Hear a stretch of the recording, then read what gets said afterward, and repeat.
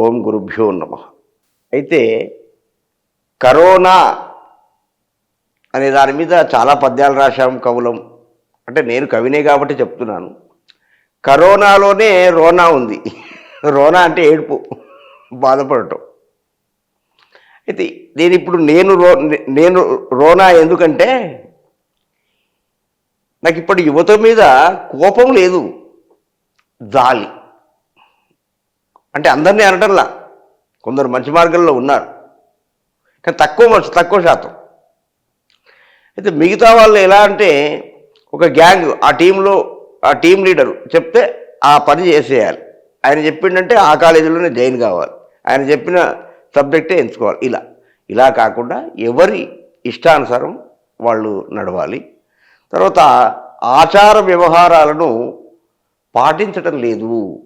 ఇది భవిష్యత్తు తరాలకు, సనాతన ధర్మానికి బాగా ఇబ్బందికరంగా మారే అవకాశం ఉంది. మీరు గమనించండి. అంటే నేను మిమ్మల్ని పొద్దస్తమానం పూజ చేయమనడం చెప్పలేదు. మీరు మినిమం ఒక 100-200 గ్రాముల ఫోన్ మోస్తున్నారే, ఒక్క 1/4 గ్రాము కూడా బరువు లేని బొట్టును మీరు పెట్టుకుంటే వచ్చే నష్టమేముందండి? ఆలోచించి చూడండి.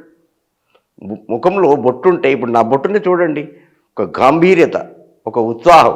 ఇంకొకటి, బొట్టు పెట్టుకోవడం దేని కొరకు? బొట్టు ఊరికే పెట్టుకోము, దానికి కొన్ని మంత్రాలు అనుకొని పెట్టుకునే వాళ్ళం ఉంటాము. కొందరు మామూలుగా పెట్టుకున్నా. ఇక్కడ సుషుమ్నా నాడి ఉంటుంది. మీరు ఏదైనా పెన్సిల్ కానీ పెన్ను కానీ తీసుకొని ఇట్లా అనుకుంటే మీకు నొప్పి వస్తుంది, నొప్పిలాగా వస్తుంది. ఎందుకంటే ఇక్కడ బ్రహ్మరంధ్రానికి సంబంధం ఉంది, సహస్ర చక్రానికి.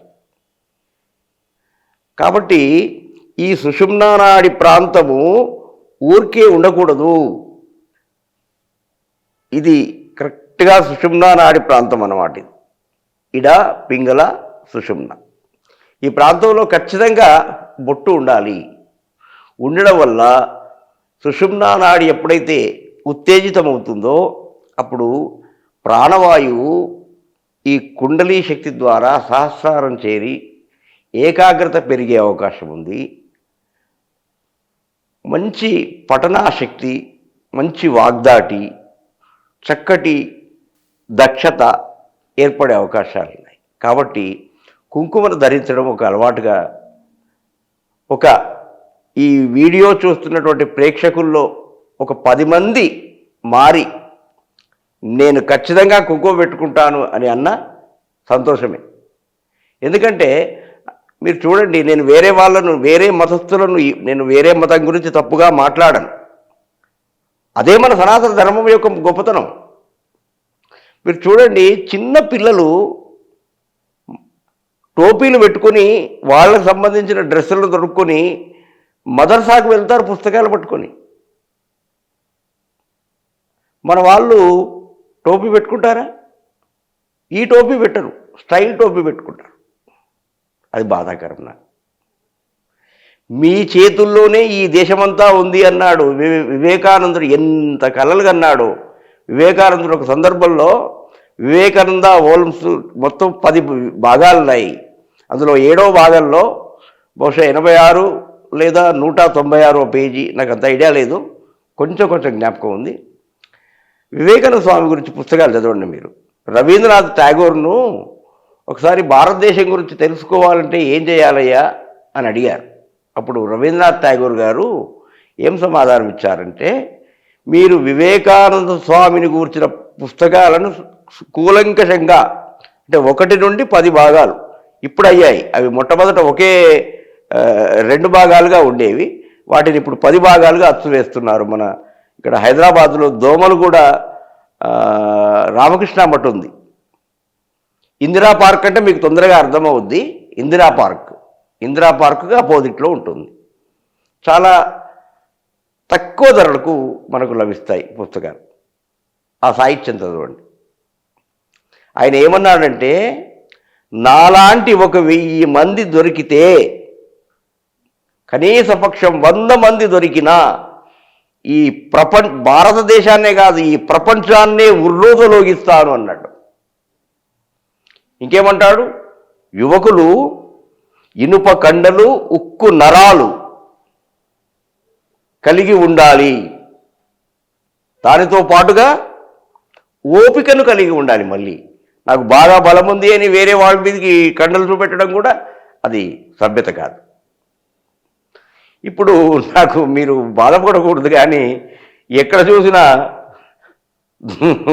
దారపు నరాలు దూది కండలే కనిపిస్తున్నాయి.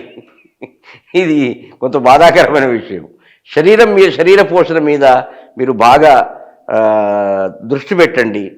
ఇది మీరు జోక్గా తీసుకోకండి. ఎందుకంటే శరీరము 21 సంవత్సరాల వరకు దాన్ని మనం ఎంత భద్రతగా పెంచితే అది మనకు వృద్ధాప్యంలో మనకు ఇబ్బంది పెట్టదు. ఎందుకంటే మీరు ఎవరైనా బాగా ఈ వయస్సు మళ్ళీ మంచంలో పడ్డవాళ్ళని చూడండి, వాళ్ళ పరిస్థితిని కనీసం వాళ్ళ దగ్గరికి వెళ్ళడానికి కూడా మనం మనసు ఒప్పుకోదు, మనస్కరించదు. ఆ ఈగలు వాళ్తుంటాయి, వాళ్ళు అక్కడే మలమూత్రాలు చేసుకోవడం, అవి ఎంత బాధాకరం అండి. అంటే వాళ్ళు యవ్వనంలో ఇష్టం వచ్చిన రీతిగా తిరిగారు అని అర్థం. కాబట్టి యవ్వనంలోనే విద్యనైనా మంచి లక్షణాలనైనా ఏవైనా కూడా 21 సంవత్సరం వరకే అలవడతాయి.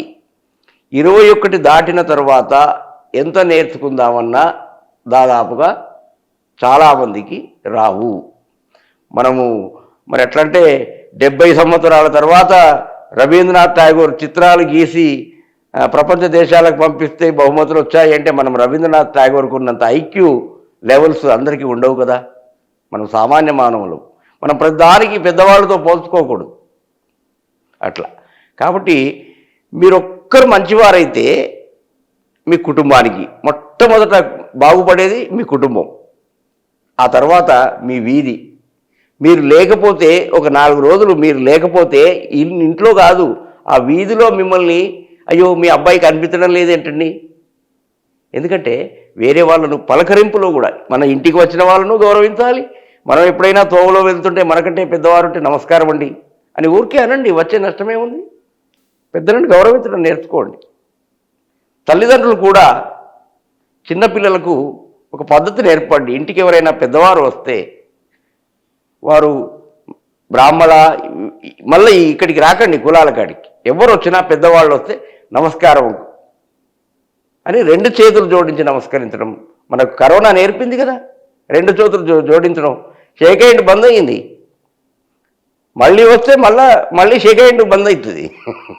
కాబట్టి కరోనా ఎప్పుడైనా రావచ్చు, జాగ్రత్త. అందుకే షేక్ హ్యాండ్ తగ్గించండి, 2 చేతులతో నమస్కారం చేయండి. 2 చేతులతో నమస్కారం చేస్తే ఏమవుతుంది అంటే ఈ యొక్క 5 వేళ్ళు ఉన్నాయి కదా, ఇది పృథివీ, అగ్ని, జల, వాయు, ఇట్లా 5 తత్వాలు ఉంటాయి. ఈ 5 తత్వాలు టచ్ కావడం వల్ల ఏమవుతుందంటే శరీరంలో ఉన్న 72,000 నాడులలో కదలిక కలుగుతుంది.